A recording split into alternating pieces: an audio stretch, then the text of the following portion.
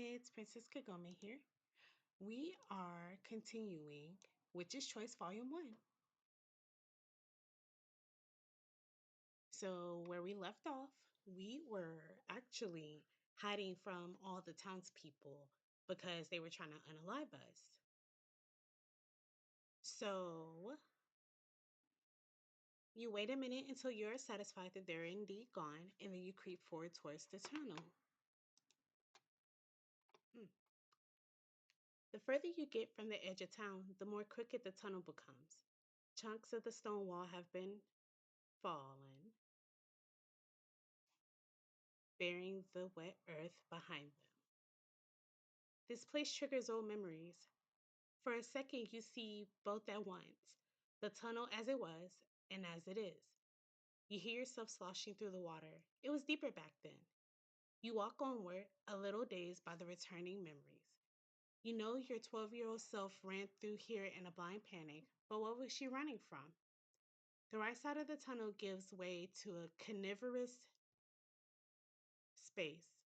The light from your lantern doesn't reach far enough to show you the walls, but the echo of dripping water gives you a sense of a vast space, one that shouldn't exist so close to the surface. You hear the sound of rushing water, like a river. You remember hearing it back then, too. What do you do? So, honestly, guys, I really don't know what I should do. I kind of want to explore this cavern, but we got other things to do. So, if I do another playthrough on this, I will pick different choices, but we're going to keep moving forward. You push the old memories aside and you keep walking. After a few minutes, the tunnel begins to slope upward. It could just be your imagination, but you think you smell fresh air. You walk a little faster. Amid the echo splashes of your own footsteps, you notice something new, a wet slapping sound. You stop walking. The only sound you can hear now is the constant dripping. The acoustics of the tunnel must be playing tricks on you. You start walking again. After a few steps, the slapping sound resumes. A sudden memory of webbed feet with the mottled gray skin fits across your vision. You shiver. Dim lights shine through the ceiling of the tunnel ahead of you. You've almost reached the exit, but the sounds are glowing closer. What do you do? So, we have three choices. We can either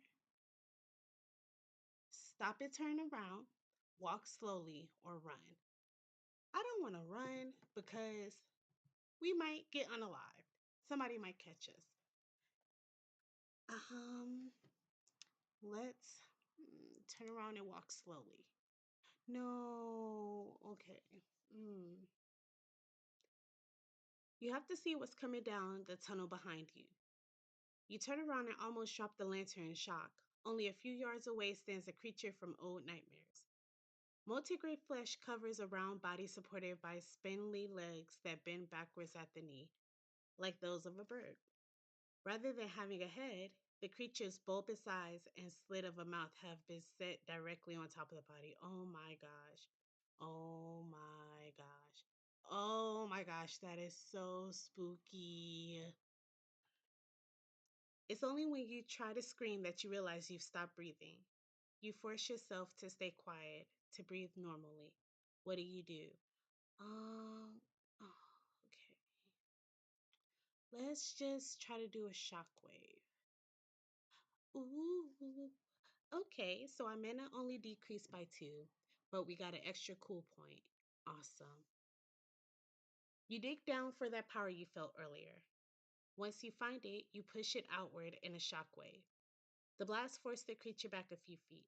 The creature hisses at you, revealing a mouthful of gray, needle like teeth. It digs its claws into the crevices between the stones and lunges. Lightning fast, biting at your arm.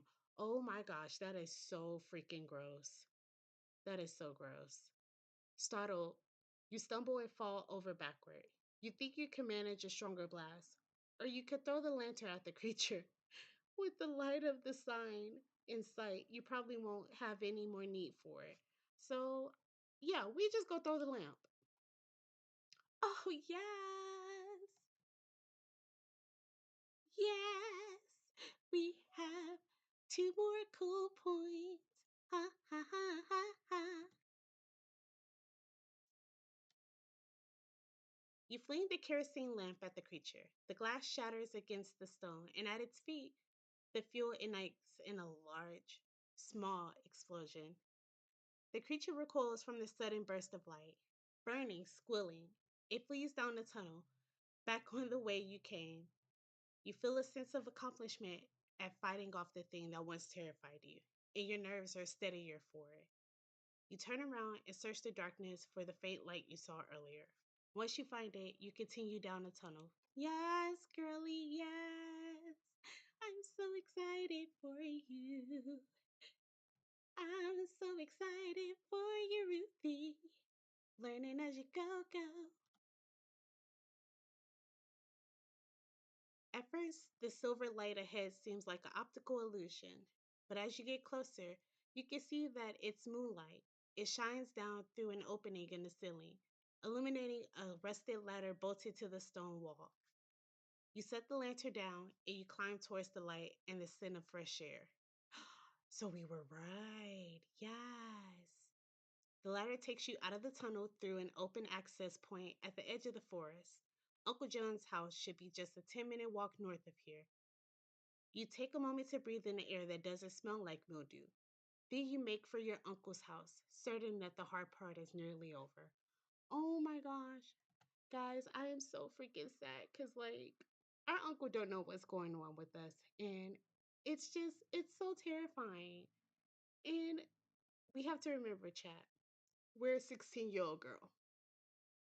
We don't know what the heck is going on. We don't know what we're doing. We're seeing all this crazy stuff, and our family sucks because they haven't told us anything. And honestly, that kind of makes me mad because it's like y'all knew that this was going on and y'all said nothing, absolutely nothing to us about it. Not no, hey, you're going to go into this once you're older, blah, blah, blah. Crazy creature from above is coming for you, so we got to get you ready. Mm-mm. But let's continue.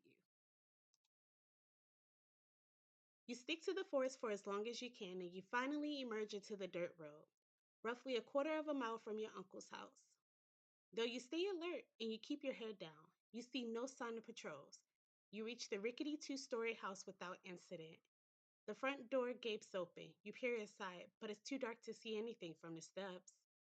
You know of a window in the back of the house that has a broken lock that you can crawl through. Another option is to check outside for any clues or listen. On the other hand, it makes you nervous to delay. Your uncle could be in trouble, so part of you just wants to get through the front door. What do you do? Oh, guys, so we have four choices for this. So we can either check outside, which I really don't feel like doing. I don't want to do that. We can wait and listen, which sounds pretty logical. We could use the back window, but I'm not too sure what's behind there. Or we can go inside the front door. Mm, all of these choices are just so, hmm, I don't know. Let's wait and listen. Yeah, okay, good choice. You pause in the doorway and strain to hear anything. Aside from the interspersed rhythms of the ocean and the grandfather clock, the house is silent. You can't wait any longer. You need to find out what happened to your uncle. What do? Um, let's go through the back window. I think it'll be a lot easier. Yes, our cool increased by 2 points. Yada yada yada. It went up by 2 points. Do do do do do do. Your mother didn't raise any fool. These cultists, or whatever they are looking for you, and they're going to expect you to come back to your uncle's house. You are absolutely right, Ruthie. Absolutely right. They'd be crazy not to set a trap or an ambush. Heck, if you were really smart, you might not go in at all. But you made a deal with Lavinia to give him her message. And besides, he's your uncle. Girlie, hand clap for you. You are absolutely correct. Love it. You creep around the back of the old house and slowly open the window, which as it creaks open. You hold your breath and listen. Nothing. Then you wiggle through and onto your bed. The floor creaks as you make your way down the hallway, as though calling out to anyone who might be haunting you. You always knew this house was out for your blood.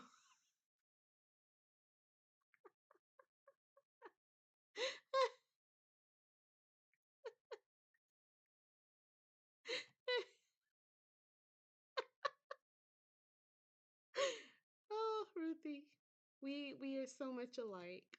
We're so much alike. It's so scary. You pass the hallway leading to the front door. Down towards the entrance, you see something out of place. It's a shadow, roughly in the shape of a long, spindly human, and it's hanging on the ceiling. Oh my gosh, guys, it's a spider. It's a spider hybrid. I am so terrified of spiders. I am so terrified of them in real life. It's so spooky. Like, yeah, some of them are cute, but nah. You're half human and half spider. You're gonna eat me alive. I am not dealing with that.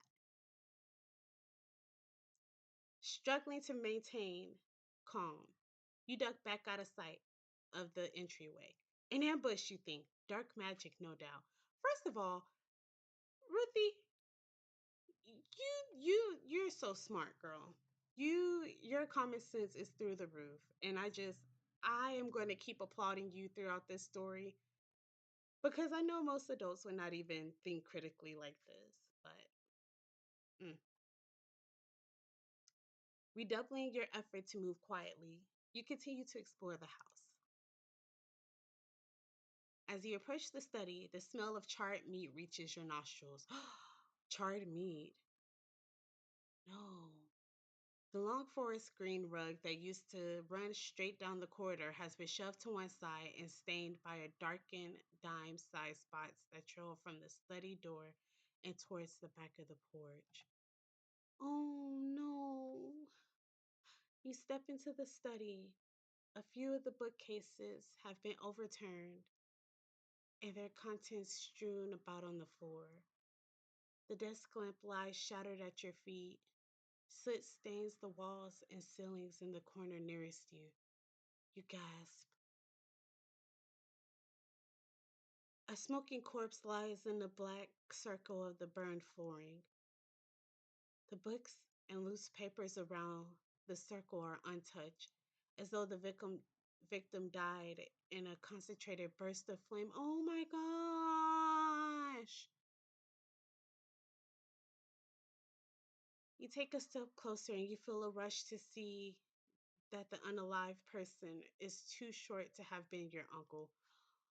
Oh, sweet, gracious. Oh, wow. I was thinking of the worst. Oh, I don't. mm. We're going to go outside. We're going to go outside. You have enough information without having to deal with corpses.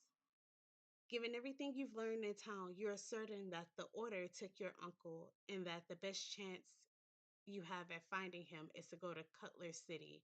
You leave the house through the back window, but y'all, what if that was actually our uncle?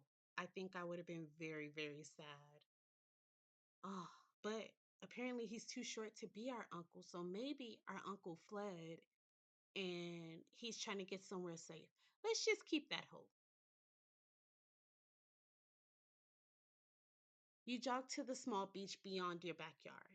As expected, you see a deep furrow in the sand, evident of a small boat landing. The waves have nearly wiped out the footprints around it. Your uncle's small rowboat still lies overturned on the grass. By the time you get it turned over and into the water, your back and shoulders ache. You take the oars with a sigh. You're going to be sore for weeks. The moon provides more than enough light to find Cutler City. You row toward the island, gritting your teeth against the dull ache in your muscles. Something large bumps against the underside of the boat. A glance over your shoulder tells you that you've only come halfway.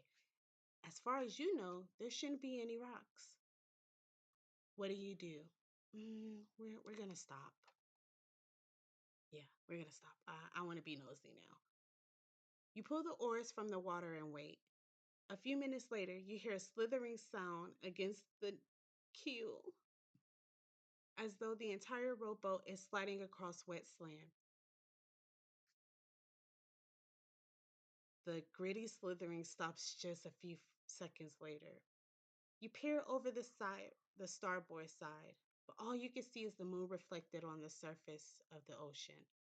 A cold, slimy grip coils around your ankle and jerks you from the seat, pulling you towards the stern.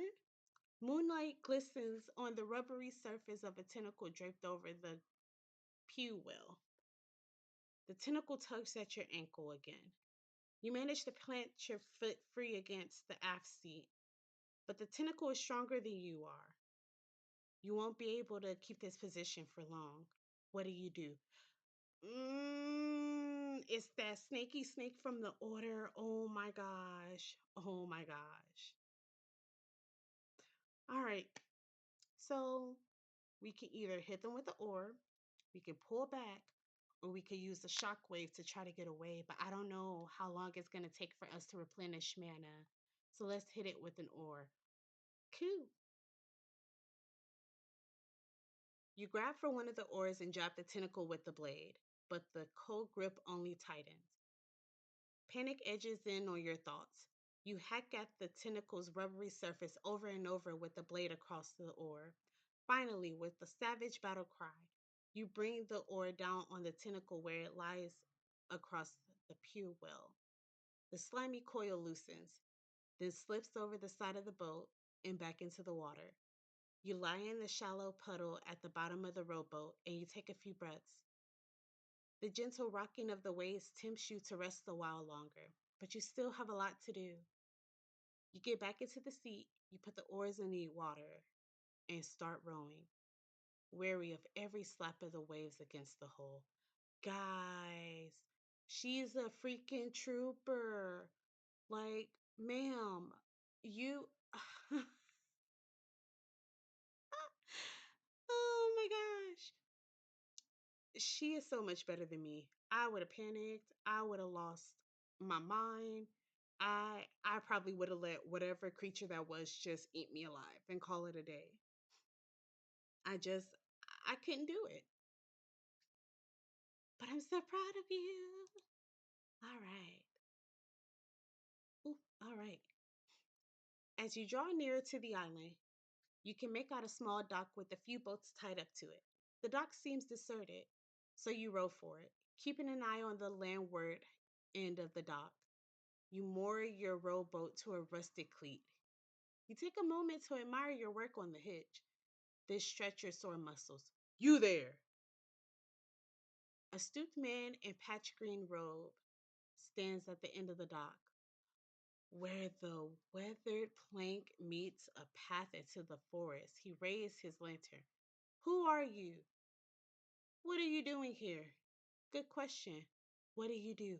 Guys, that green robed guy, oh, you know what? I feel like that he's from that cult. I really do feel like he's from that cult. So they either want us to lie to him, a shockwave, an invisibility, or a tackle. So we can't tell them the truth. Obviously, we can't tell them the truth because we feel like he go unalive us. But we only have 3 mana, and I can either do a shockwave or do invisibility. Um, so we'll do a shockwave because why lie to him? Oh no, our sanity decreased by a point.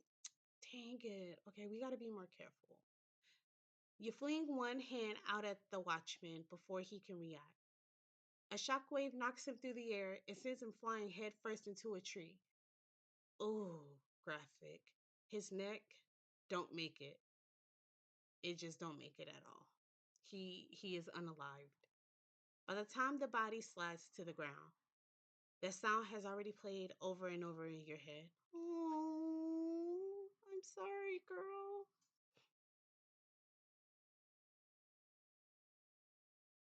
You tear your eyes from the body and instead focus on the path into the forest. The cult's headquarters must lie that way. The watchman's lantern sputters out as it sinks beneath the shallow water near shore. You leave the dock. You see an orange glow straight ahead, and through the trees, probably torchlight, with no other landmarks in the dark forest. You follow it. Thin tree branches whip your face, and spider webs cling to your skin as you pack your way through the forest. A cold feeling passes through you, as though you've crossed some dividing line you weren't meant to cross. At the same moment, the sounds of the nighttime forest die out. You take a few steps back, but nothing changes. You seem to be the only living thing here. With no other option, you press on toward the torchlight. The thick bed of leaves rustle underfoot, with the sound sharpened on the crisp, cool air. You shiver and you wish you had your terribly heavy suitcase, or at least the jacket inside of it. You emerge into a clearing. A long torch sticks up from the ground, its dirty orange light illuminating a small wooden cabin. A carpet of leaves and moss cover the roof. An unaliving creeper vine climbs the walls. If it weren't for the torch, you would have sworn no one had lived here for years. A sense of uneasiness grows within you as you approach the cabin. You pause outside the circle of the torchlight. You would like nothing more than to put this place behind you, but it might be useful to pick up the torch first. What do you do? We're gonna take the torch, of course. Duh. The hairs on your arm stand up as you approach the cabin. You stop within reach of the torch. Even this close, the cabin's door is nothing more than an empty maw. The torchlight burns at the end of a long pole. You pull it from the ground and head back into the forest. The pole is a little awkward to carry, but getting aside from that cabin seems like the most important thing you could be doing. The torch sputters. It grows dimmer with every step you take. Only a few minutes walk from the cabin, it goes out. You drop the useless torch and you keep walking with your hands extended in front of you. Holy crap, y'all. Ah. The only sound as you creep through the trees is the rustling of dead leaves underfoot. Though your eyes are wide open, they may as well be closed. Either way, you can't see a thing. It reminds you more of a cave than a forest. The thought that makes you shiver. You have no idea where you're going, but you know that if you just keep walking, you will eventually find the shore. From there, you can circle the island until you find something more promising. A familiar orange light glows through the trees up ahead. What do? We're going to go forward because there's no use in us turning back. We're going to keep going. You follow the flickering light and you find yourself back at the same small clearing with the cabin. A torch on a long pole stands outside, its fire dancing as though happy to see you again. Whatever might be happening in this strange, cold part of the island, this cabin seems to be the center of it. Maybe we're gonna find out some crazy stuff. Oh, yep, yeah, we don't have no mana.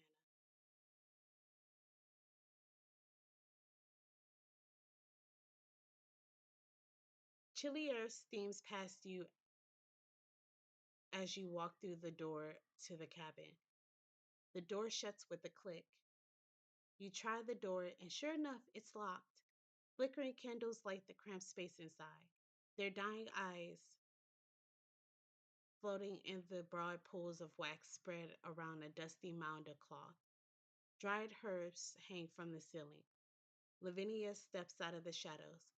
I'm glad to see you made it here, dear. Whatever is going on here, there is magic at work, you think. This may be Lavinia, but maybe it's not. What do?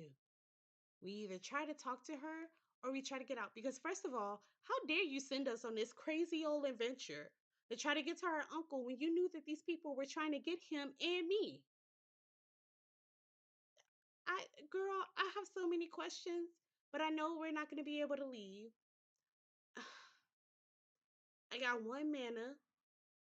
I'm a little upset. I'm a little upset. So we'll try to talk to her. Oh, yippee! Oh my gosh. Yippee. How did you get here? What is this place, you ask?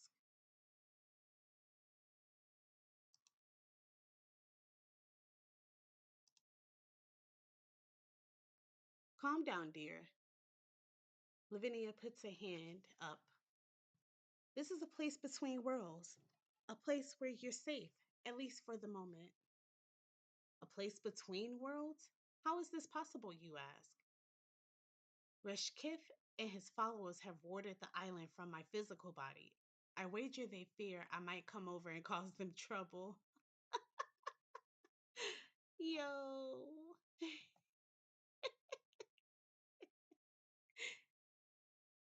I love it. She is so funny.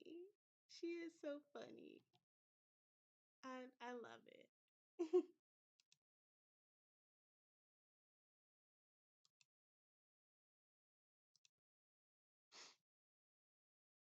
Lavinia laughs. And so I cast this spell using this bit of your hair. I did not expect it to actually work. You are a talented witch to have found me without training. Uh, First of all, yeah, we did find you a bit. You could thank that pole with the lantern on it for helping us. Thanks, Pookie.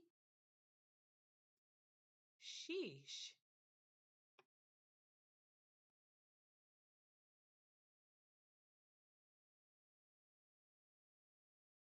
So you created a world between worlds and we're meeting in it, you ask? I didn't create it, she says. I merely made it possible for you to find. Why, you ask? Unlike myself, you can at least enter the island. However, the island is crawling with rakish children. Monsters would be a better word for them.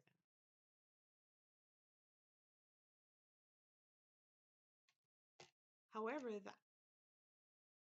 from here, I can provide you a safe path further into the island, past rakish outer defenses.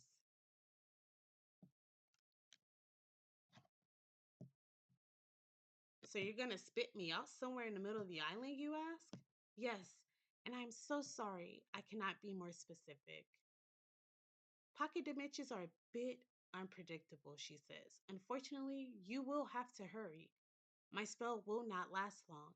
And if the spell were to end while you're here, well, let's just not let that happen. Ma'am, ma'am, what the hecky is wrong with you? What the heck?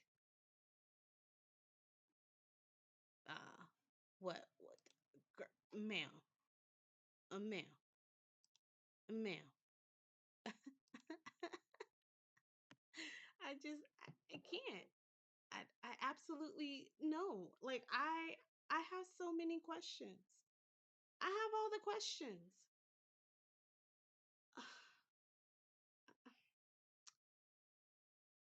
Y'all are all making me so angry, so upset. I'm getting angrier and angrier. I can't. In that case, I'll be on my way. You motion towards the door. The impatience of youth, she mutters. Although we should not dally, we do have a few minutes. Allow me, dear. She leans forward and places a hand on your forehead. She whispers something, and her hand grows hot. It's warm spreading through you. Oh, like she healed us earlier. Cool. Thank you.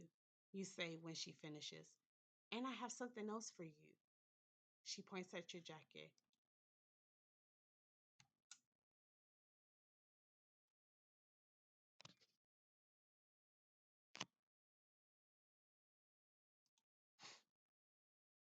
You reach inside. Nothing, a few coins. That will do, she says. Give me one. Am I paying for spells now? You smile as you give her a coin. Watch, listen, and remember, she says.